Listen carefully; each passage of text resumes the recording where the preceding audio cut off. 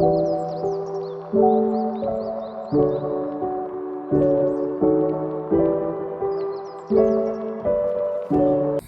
so we are at the heel flap, and for this part you are going to need a second place marker.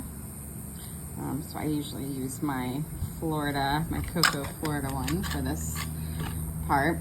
So you're gonna knit across, let me turn this around a little bit.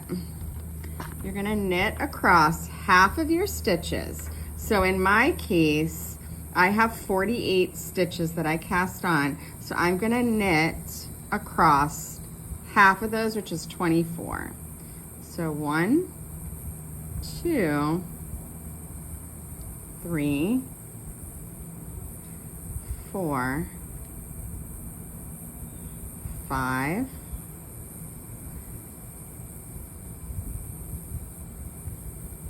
6, 7, 8. That feels so draggy. 9, my yarn was like dragging. 10,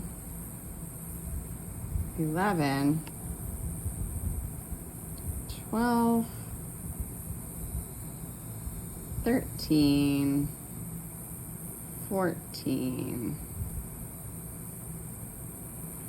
15, 16, 17, 18, 19, 20, 21, 22, 23, and 24. And then I just do a quick check. So you're gonna place your second marker there, and then I just do a quick count. I count the number of stitches here and the number of stitches here, just to make sure I haven't picked up any extra stitches, lost a stitch, and have the correct amount.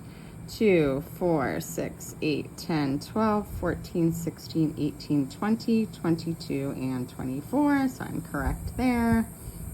I should be correct here, but we'll count just to be sure. 2, 4, 6, 8, 10, 12, 14, 16, 18, 22, and 4. Okay, perfect. So I still have 48 stitches. I have 24 in between each place marker. Now, where you place your second place marker and your beginning of round marker, this is going to be where you work your heel. You are essentially going to forget about these first half of your stitches. Just ignore them. I work my heel flap, turn, and gusset, foot, all the decreases and the toes, all on my 9-inch circulars. I do not switch to DPNs. I do everything here. The only time I switch to DPNs is when I do get to the toe, to Kitchener it, I do switch to DPNs then. But the rest of the sock I knit completely on my 9-inch circulars. Okay, so there are 3 rows to set up your heel flap. Okay, so in the first row, you're going to knit 2, and this is actually for all sizes. So you're gonna knit 2, and then you're going to slip knit. So you're gonna slip purlwise with your working yarn in the back, slip, knit all the way to the end, and that's row 1 of your heel flap. So knit 2, and then slip knit all the way to the end. Slip knit all the way. Okay, so that's row 1. I'm just going to keep slip knitting.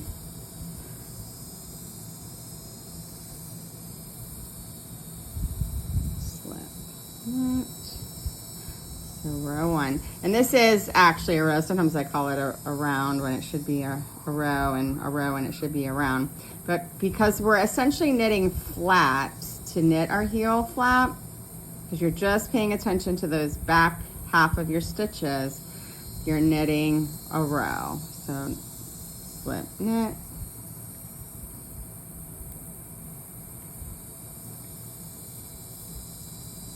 slip knit,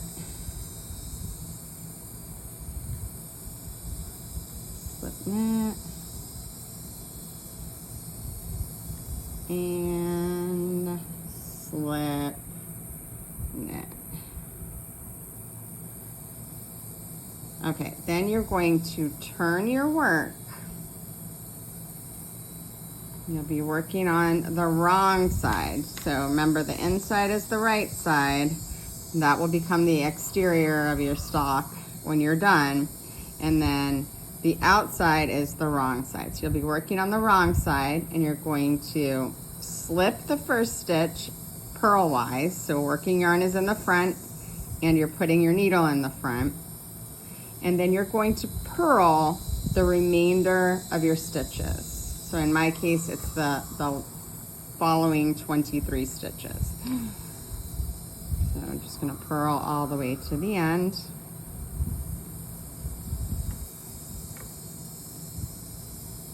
This is row 2. Got a little purl all the way to the end. Slip your first stitch and then just purl until you get to your second place marker.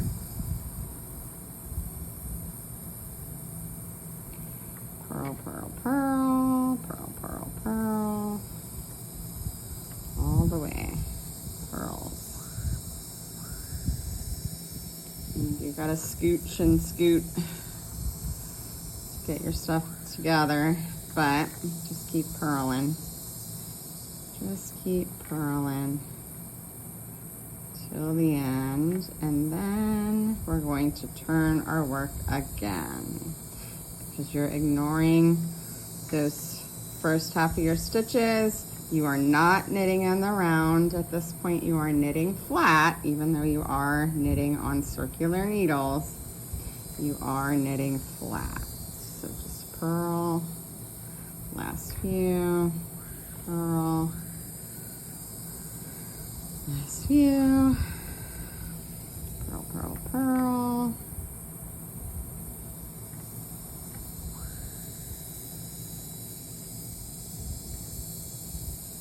Okay, and then I have reached my second place marker, so I am going to turn my work so that I am once again knitting on the right side, and I'm staying between that second place marker and my beginning of round marker. I have totally ignored these stitches on the front because I keep turning my work, right? So third row, you are going to slip with your working yarn in the back, knit all the way down. So slip, knit, all the way down. This is row 3.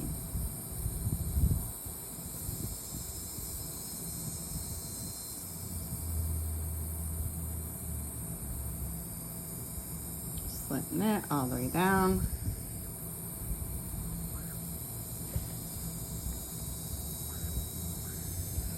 Slip knit all the way down. So you get to that beginning of round marker. Slip knit. Slip knit.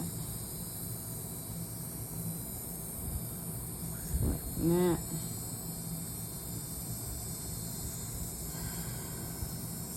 Slip knit,